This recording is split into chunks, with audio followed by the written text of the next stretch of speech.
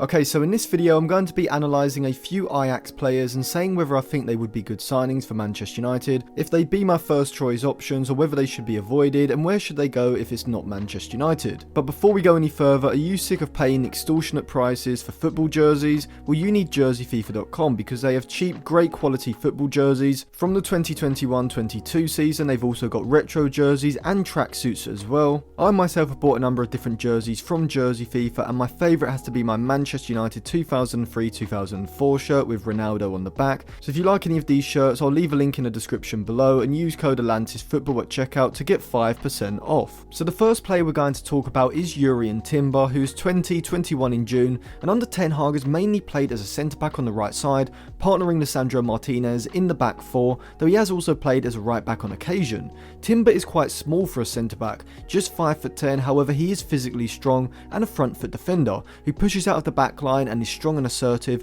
applying pressure to close down the player receiving the ball, and he's a very good standing tackler, able to wrap his foot around the player and the ball to put in a strong challenge. His tackling ability is probably his best defensive attribute, and we can see this as this season in the Eredivisie, he's completed 2.5 tackles per 90, only being dribbled past 0.3 times per 90, giving him an extremely impressive tackle success rate of 89.3%. He's also a pretty good reader of the game, sensing danger and being able to move across to provide positional cover in the backline when needed. He does strike me as a player who's similar to Kimmich or Philipp Lahm, who has high football intelligence with the ability of playing multiple positions and roles and being able to adapt seamlessly throughout a game. This is why he'd be such a massive asset for Ten Hag at United, able to play as a centre-back, a right-back or a single pivot in midfield, and this is largely due to his fantastic on-the-ball ability. In possession he's composed and fluid with his technique. When receiving the ball under pressure, he's able to allow the ball to roll across his body before moving his body quickly and driving past a pressing player. This enables him to receive the ball on the right side and almost glide past players closing him down, which enables Ajax to play out of the opposition's press, something that is massively beneficial as the side can then exploit the increased space in behind the midfield created by the opposition pushing up the field in their attempt to press Ajax. And this dribbling ability can be seen as in the Eredivisie this season he's completed 0.8 dribbles per 90, the second most of any centre-back. We can see how good Timber is on the ball by looking at his FBref report, which factors in only his Champions League and Europa League performances in the past 365 days. When compared against every other centre-back in Europe's top 5 leagues, he ranks in the high 90s for dribbles, progressive carries, pass completion and progressive passes, showing that Timber is one of the best centre-backs around with the ball at his feet. However, he isn't a player who excels when it comes to switching play with long passes, as he completes the least accurate long passes of any centre-back in the Eredivisie with just 1.5 per 90, which is largely because Ajax use a more methodical possession approach, but also because he tends to keep his passes on the ground, but he still moves the ball forward, playing passes that split the opposition's system, working the ball in behind the midfield or defensive line, which is hugely valuable. I think he may struggle initially in the Premier League with aerial duels, completing around 61.5% in the Eredivisie, but I think he will eventually adapt, and I don't think that he'll have a problem physically as most smaller defenders do, as he has the upper body strength to challenge opposition forwards when he pushes up onto them. I don't think he's quite at the same level of someone like Fikayo Tomori, but he is 4 years younger and he is a better ball playing centre back than Tomori. I also think Nico Schlotterbeck would probably be a better option as a centre back for United, but I still think that Timber would be a very good option as well, and should be on United's long term transfer list. Ideally he would be brought in this summer alongside another centre back, but given the amount of positions that United do need to improve, I think this transfer could wait, but I'd still love to see him at United eventually, as he is a rare defender who has all the attributes to become a top level ball playing centre back, whilst also having the versatility to shift positional roles in possession, able to push up into midfield or pull into a wider position, similar to how Kyle Walker is utilised by Pep, though he does this more from the right back position than the centre back position as Timber would. Timber could also be a good option for United at right back if Ten Hag were to use Shaw or Telles as the more advanced fullback pushing forward down the left, or inverting infield with Timber playing as a right-sided defender in a back three when in possession. I think he'd be perfect as a right-sided centre-back in a back five, which is why I think Chelsea, Bayern Munich and Tottenham should all be pursuing him. He has a contract until 2024 at Ajax, and so I think he'd be available for between 30 and 35 million this summer, summer, which would be excellent value for money for a ball-playing defender of his quality. Now, another player who has been of interest to Manchester United is Ryan Gravenbloom. However, it does look like Bayern Munich will complete a deal for the soon-to-be 20-year-old Dutchman. He's a player who is very similar to Paul Pogba in the sense that he's neither a defensive midfielder or an advanced playmaker, and is what I would describe as a roaming playmaker who, like Pogba, is at his best when he's given defensive stability behind him, but also the freedom to drive up the pitch into creative positions. He's a fantastic ball carrier, able to use his fluid body movements, ball control, strength and acceleration to drive past opposition players in the centre of the field, making him extremely press resistant and the perfect player to have in central midfield when trying to bypass the opposition's press. He can also play in a midfield double pivot as a more offensive midfielder with more of a sitting ball winner next to him, or he could play in a midfield three ahead of a single pivot. His FB Ref report shows how good he is, as in European competitions over the last 365 days, he ranks in the 94th percentile or higher for dribbles and progressive carries, whilst also sitting around mid-level for chance creating metrics. He isn't the best when it comes to pressing or defensively, similar to Paul Pogba, and so this is something that he would need to improve if he were to make a move to a top side this summer. Nevertheless, he is still one of the best young central midfielders in world football and has the potential to be world class. He wouldn't be my first choice option at United, as I do think there are a couple of better options on the market. However, he would still be an excellent signing, and I think if he can come into a side like Bayern Munich or Real Madrid and be the understudy to someone like Goretzka or Modric, learn his trade and then be eased into the starting 11, then it would be a fantastic move for either of those two clubs at what would likely be a heavily reduced price of maybe around £25 million.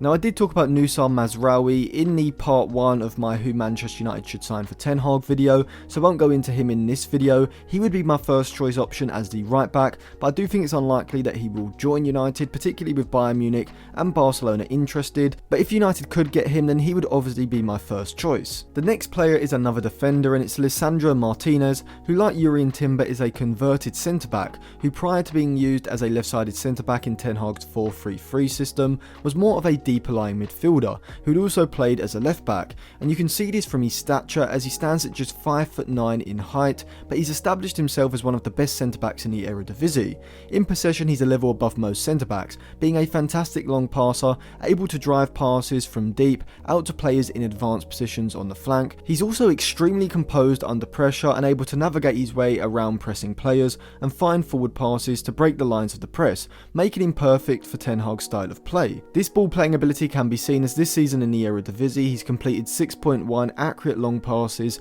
the 4th most of any centre-back in the league, out of a total of 10.1 attempted, giving him a long pass success rate of around 60%. He also completes 0.6 dribbles per 90, also the 4th most of any centre-back, and 0.8 key passes per 90, which is the most of any centre-back in the league. All of these metrics show just how good Martinez is on the ball and why he works so well for Ten Hag in this role in the back line. However, he's also a very good defender. He's premeditated when approaching players to tackle, not rash, and doesn't throw himself at the ball. Instead, he almost stalks a player before moving quickly to put in an assertive standing or sliding tackle to win the ball back. He completes 2.2 tackles per 90 in the Eredivisie this season, only being dribbled past 0.4 times per 90, which gives him a very impressive tackle success rate of 84.6%, showing how good a one-on-one defender he is. He also reads the game very well, able to step out of the back line authoritatively to make an interception or apply direct pressure to the forward receiving the ball.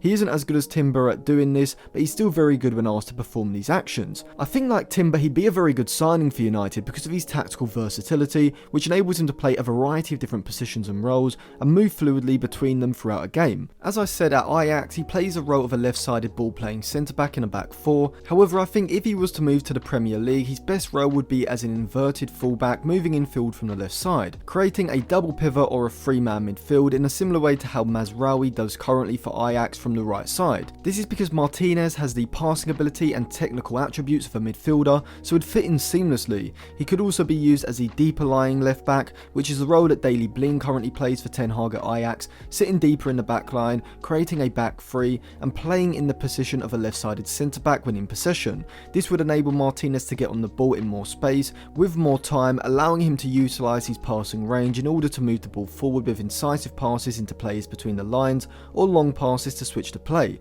almost becoming a deeper line playmaker in possession. He could also be used as a centre-back in a back 3 in this role or in a back 4 as well, though he would also have to get used to the increased physicality and aerial challenges in the Premier League, but in the right system with the right protection around him, I could see him being able to adapt. He could also be used in that regista position if needed as well, which would certainly aid United right now, with him having the composure under pressure and passing range that McTominay and Fred just don't have. I could also see him playing as an inverted right back maybe, cutting infield onto his left foot in a similar way to how we see Cancelo cutting onto his right from the left side, though this would take some time for Ten Hag to develop the system adequately. Martinez is 24 years old and has a contract at Ajax until 2025, so would likely cost between 35 and 40 million pounds.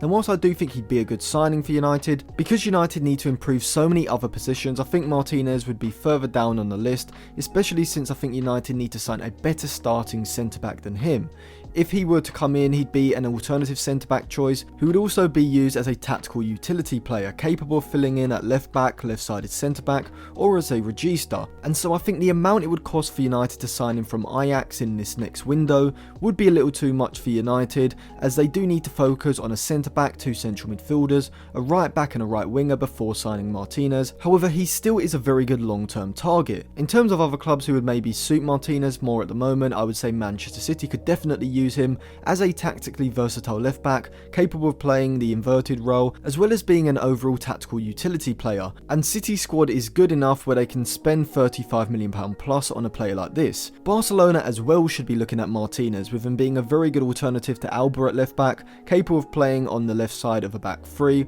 or as a ball playing centre back alongside Orejo in the long term. I would also suggest Chelsea as a move for him as well, as I think he'd be a great option to play as the left sided centre back in Tuchel's back 3, either as Rudiger's replacement or allowing Rudiger to move to the right side or central centre back position, with Martinez then providing added on the ball creativity from that left sided centre back position in possession. Another player who could fill a void for Manchester United is Ajax's 24-year-old Mexican defensive midfielder Edison Alvarez. Alvarez currently plays at the base of Ten Hag's midfield 3 as the deep single pivot. However, I wouldn't categorise him as a regista in the same way that Rodri or Sergio Busquets are, as Alvarez doesn't provide the same creativity in possession and is much more of an industrious ball winner, whose job it is to sit behind the play and look to put out fires. In possession, however, he still has a tactical understanding to shift positions and open up passing lanes when needed, so if he was to be brought into United's midfield, he would definitely be a vital improvement playing in front of that back line.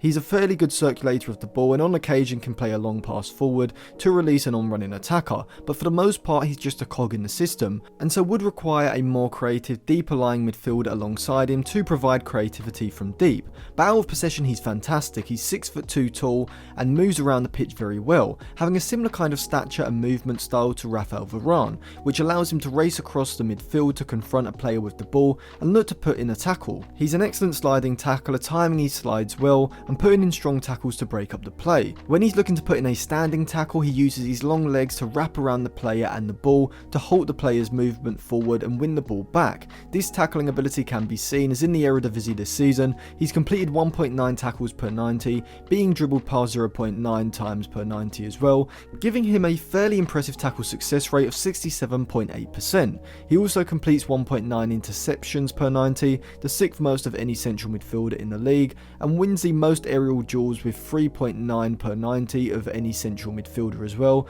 and so Alvarez would improve United's aerial ability from set pieces and could be used as a player to sit in front of the back line to stop long balls going into the opposition's centre forward, which could be very useful, particularly with Ten Hag's side looking to press aggressively and force the opposition side long from their build-up. However, I think that Ten Hag's United need a player in that deep single pivot role who is more of a regista and can add creativity in terms of ball progression, and so I think there are better options on the market than Alvarez. Ten Hag was obviously limited in terms of his budget whilst at Ajax, and so couldn't go out and get an all-round top-level defensive midfielder who is fantastic both in and out of possession, and so compromised by using Alvarez for his defensive attributes, and he could do this with Manchester United as well, as Alvarez would certainly improve United out of possession, providing protection to stop United getting countered on through the centre of the pitch. In this sense, I would put Alvarez in the same kind of category as players like Declan Rice and Ndidi, who while still being excellent players for United to bring in, don't exactly fit the role that Ten Hag would need to fill 100%, and I think United need to be looking for a player more in the mould of someone like Rodri to come into that base of midfield. However, if United are looking to pursue Declan Rice, I think they should just go for Alvarez, as whilst I don't think he's quite as good, he'd be significantly cheaper, costing around £30 to £35 million, leaving money to bring in another more creative central midfielder, whilst also having a young and promising ball-winning midfielder who would instantly understand Ten Hag's system and his role in it. He could also be used as a centre-back if needed, which is a bonus not just for United but also for other sides potentially looking to bring him in, and I would say that West Ham should be targeting him if Declan Rice were to leave this summer, as he would be a like-for-like replacement, a similar age, and would be half the price at least that West Ham would get for Rice. He could also be a good option for Juventus, playing alongside Locatelli and Rabiot in midfield, providing more of an industrious ball-winning option, and could also be a good Frank Kessie replacement for AC Milan as well. The next player is Ajax's Brazilian winger Antony, who is left-footed and plays from the right flank in Ten Hag's 4-3-3 system. Antony has an abundance of flair, being one of the trickiest attackers in Europe, being able to shift the ball quickly with his left foot and accelerate away from defenders in one-on-one situations. He's also very good at using quick flicks to play quick give and goes down the flank, and he's what you would describe as a typical winger, much better when holding his width and looking to create one-on-one situations than he is when drifting in field, and this is because of his dribbling ability. This can be seen as in the Eredivisie this season he's completed 2.2 dribbles per 90, the 21st most of any player in the Eredivisie, which doesn't seem extraordinarily high, but just by watching Antony you can see how good he is in these situations. But he's not just a trick pony, he also has substance at the end of his skills to produce in the final third. When dribbling at the fullback on the right side, he's always looking for the opportunity to cut inside and either curl across into the box or release a shot, usually with the inside of his left foot, curled towards the far corner, and he's very successful at doing this, as seen as this season in the Eredivisie he's picked up 8 goals in 21 starts at the time of recording with 4 assists, whilst also scoring twice in the Champions League and recording 4 assists in that competition as well. In this sense I would compare Antony to someone like Riyad Mahrez, having a silky dribbling technique that mesmerises defenders, enabling him to elegantly shift his body weight, unsettling the defender,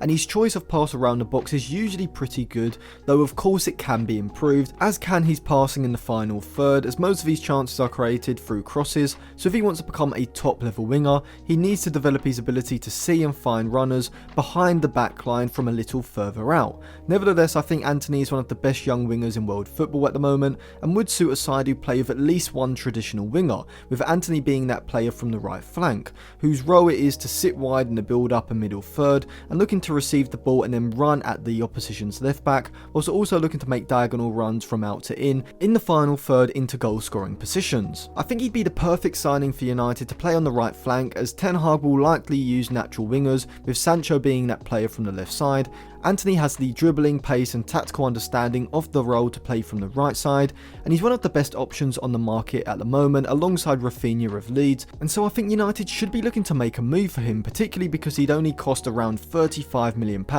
which I think is great value for money. But it's not just United who should be pursuing him. I think he'd be a great option for Xavi, playing on Barcelona's right flank, as he does use a similar kind of system to Ten Hag, using natural wingers, and Antony being just 22 years old is perfect for his long-term project. I could also see Antony being a good long-term replacement for Riyad Mahrez at Manchester City, though maybe not this summer. Bayern Munich under Nagelsmann are also a good side that like to use natural wide attackers, and with Gnabry looking likely to depart either this or next summer, Antony would be the perfect replacement and wouldn't cost an extortionate amount. So that's my assessment of the Ajax players that Ten Hag could potentially bring to Manchester United. Check out some of my other Manchester United analysis videos in the description below, and I am working on some more Manchester United transfer videos as well, so subscribe if you haven't already, give the video a like, and put your thoughts in the comment section below.